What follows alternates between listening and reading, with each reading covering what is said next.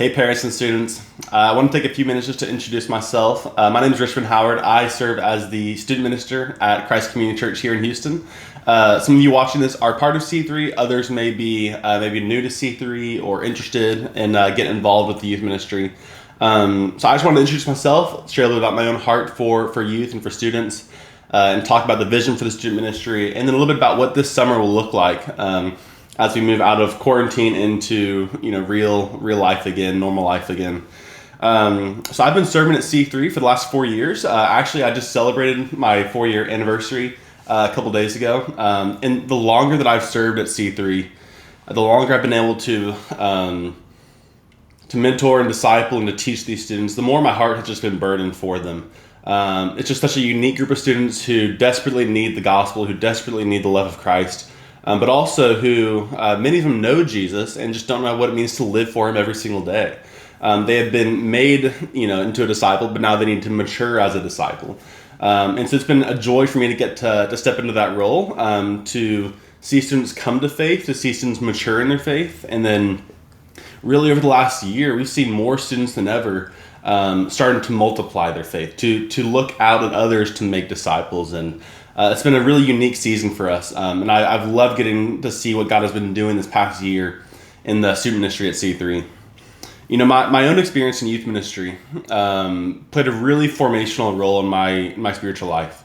I grew up in a Christian home, but it wasn't one that really did a lot of in-home discipling. And so for me, my spiritual growth, it all took place within youth group. It's where I came to faith. It's where I grew as a believer. That's where I was discipled for the first time. And that's where I had a really rich community in middle school and high school. And ultimately, that's where, in youth group is where I discovered a call to vocational ministry. And so youth group has been a huge part of my own spiritual life. And I know that we have students here at C3, and it's played a huge role in their life as well. So I want to start off just by thanking y'all for being patient in my communicating with you. Many of you watching this your students are new to the youth ministry, and so they've been in 5th grade, and now they're going into middle school, which is a whole new season of life. And part of that means that they get to step into the youth ministry with us. And I'm so excited to welcome them here next weekend. I wanted to just kind of let you know kind of what we do and what the youth ministry is all about. Normally, we would have like a youth ministry, invitational or informational for parents. But obviously with everything going on, it's kind of hard for us to do. And so I'm shooting y'all this video. I actually started writing in like a long email, and it turned into like a whole essay. I said no one's going to read this. So I thought I would just shoot a quick video. I know that we are all tired of watching videos. Trust me, I feel the same way. So I'm going to try to be brief and just hit the highlights, and then would love to answer any questions that y'all may have. Feel free to email me, call me. My favorite part of the job, one of my favorite parts, is getting to meet up with parents and talk about how we can partner together to disciple their students. And so I would encourage you to watch this with your students. So if they're not sitting with you, feel free to go grab them or have them watch it on their own later.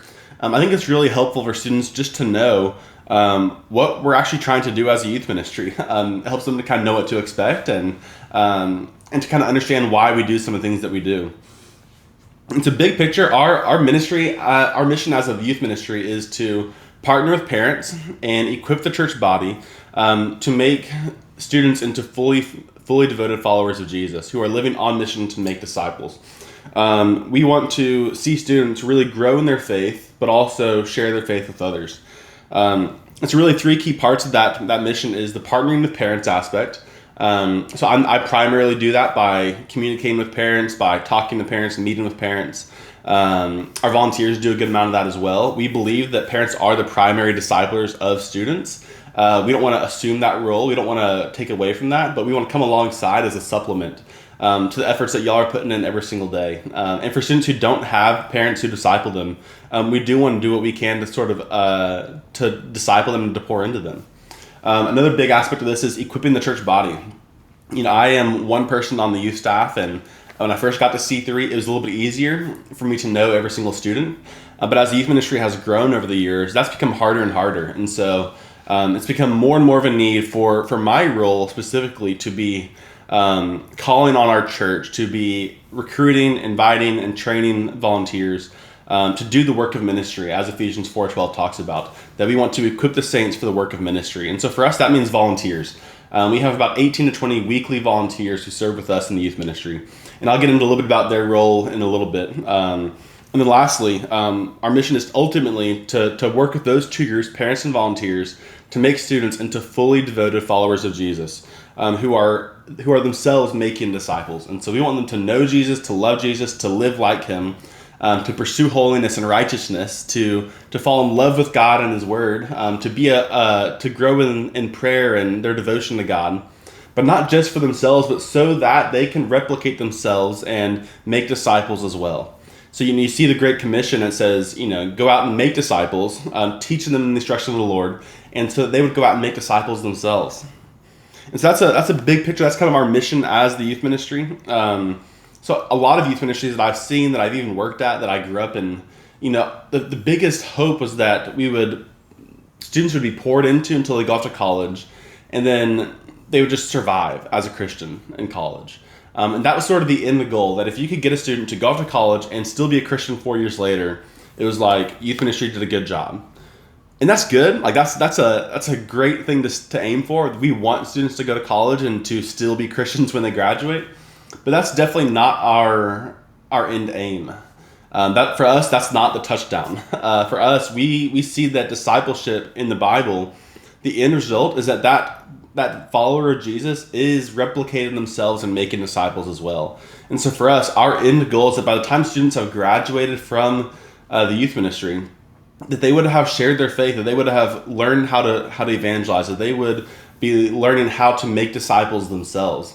And that we see that if someone can take their faith and impart that to someone else, then that is just even more sure sign of what they believe and the genuineness of their faith. And so we have some distinctives I want to talk about. One of them is discipling towards multiplication. And so that's kind of what I've just been talking about. But you see, we want to challenge students to apply the gospel to every area of their lives. We want students to grow in their knowledge of God, knowing things about God in the Bible.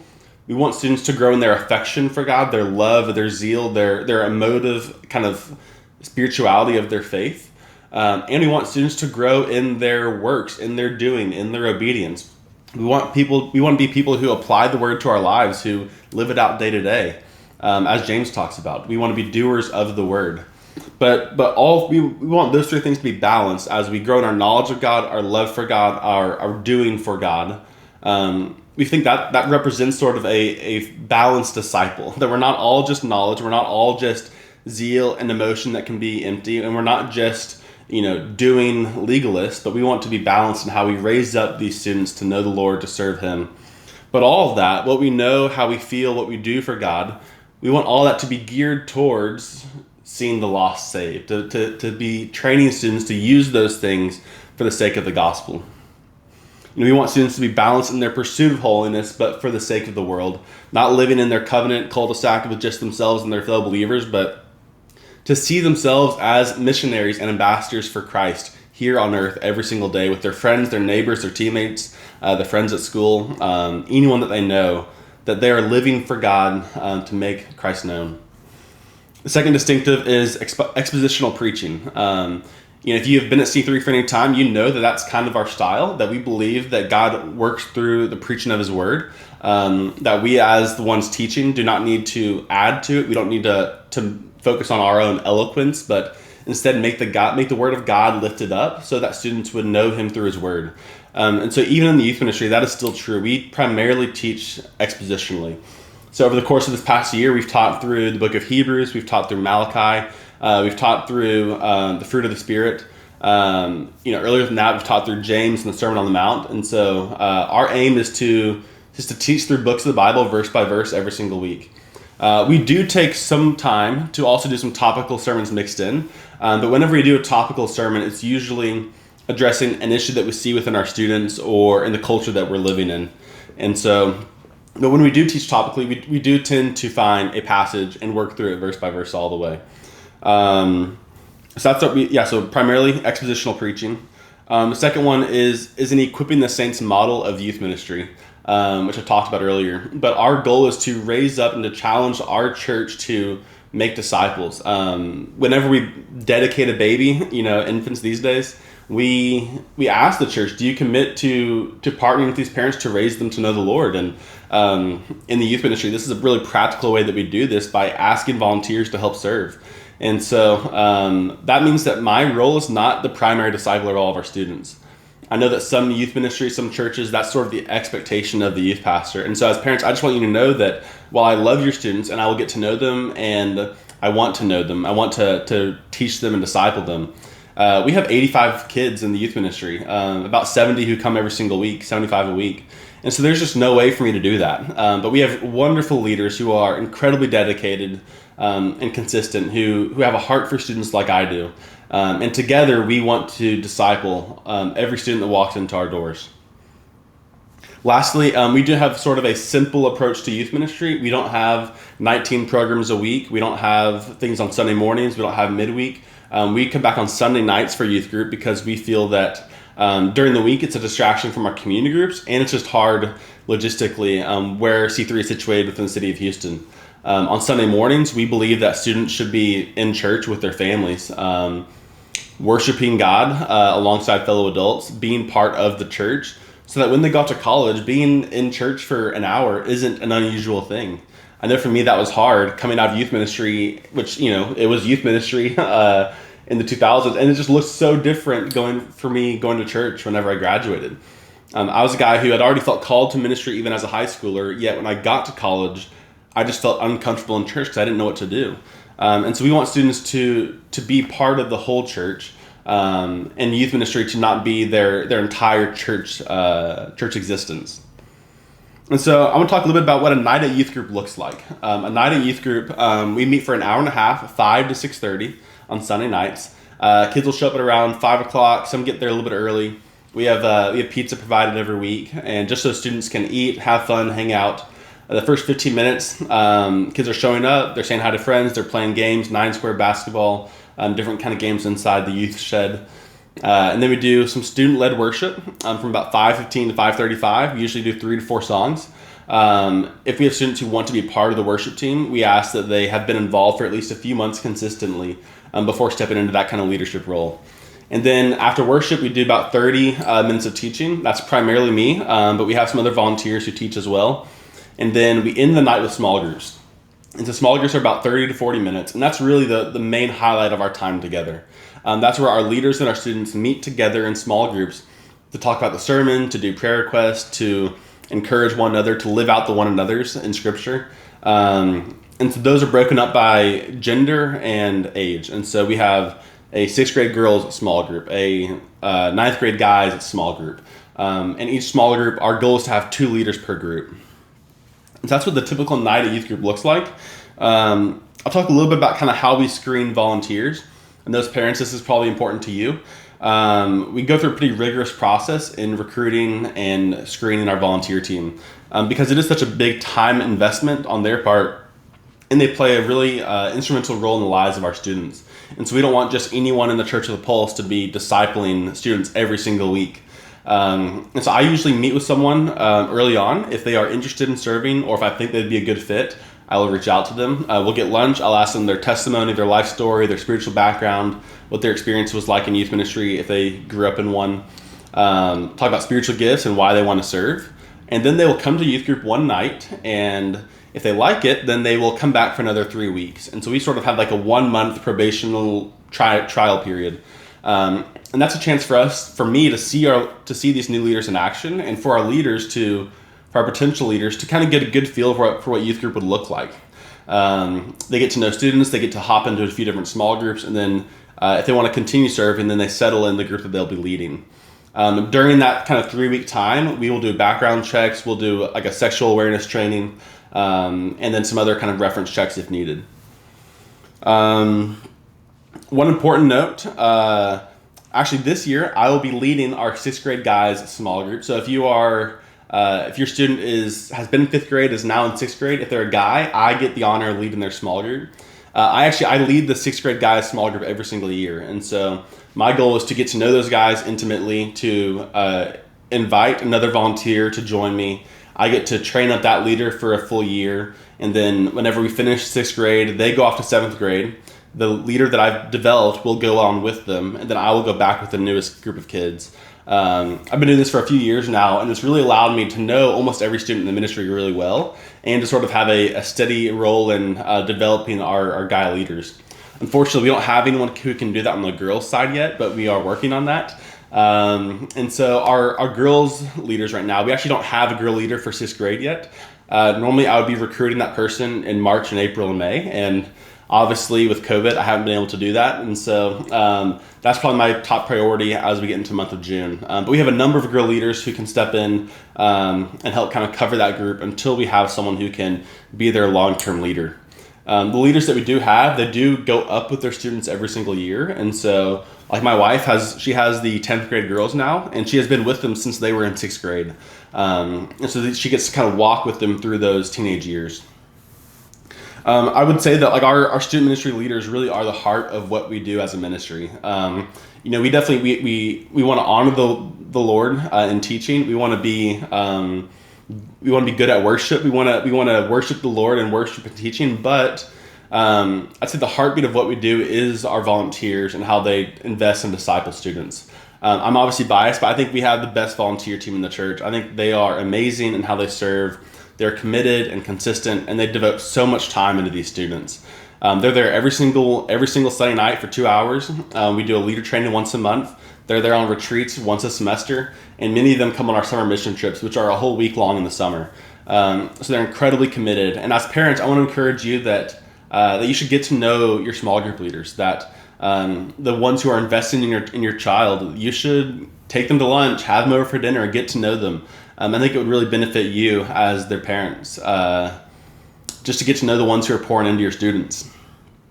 So lastly, this summer will look a little bit unique because of coronavirus and coming out of quarantine and social distancing measures. And so unfortunately, both of our summer mission trips had to get canceled this year. We were supposed to go to Austin with our high school group and San Antonio for our middle school group. And both of the organizations that we were supposed to partner with had to cancel on us. So unfortunately, we don't have any kind of camp or mission experience this summer yet. But I am excited to share about what the summer will look like. So this upcoming Saturday, June 13th, will be our first youth group back together since early March. And so I'm really excited to see our students again. We'll be meeting on a Saturday night, which is not normal, because Sunday night, the 14th, we have a members meeting at the church. And so Saturday night, the 13th, we will be at the church. We'll be out by the back, by the youth shed. And we would love for your students to be there, especially if they are new and want to get involved. It's a great time to come and connect. We'll be doing games, worship, teaching, small groups, just like we normally do, because we want to get back to normal.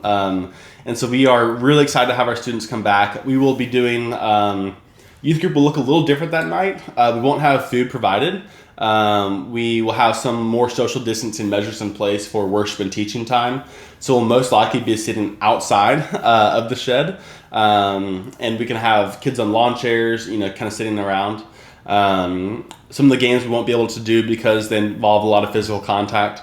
But we are excited to get back together. And so I'll be sharing a little bit more on what later weeks will look like.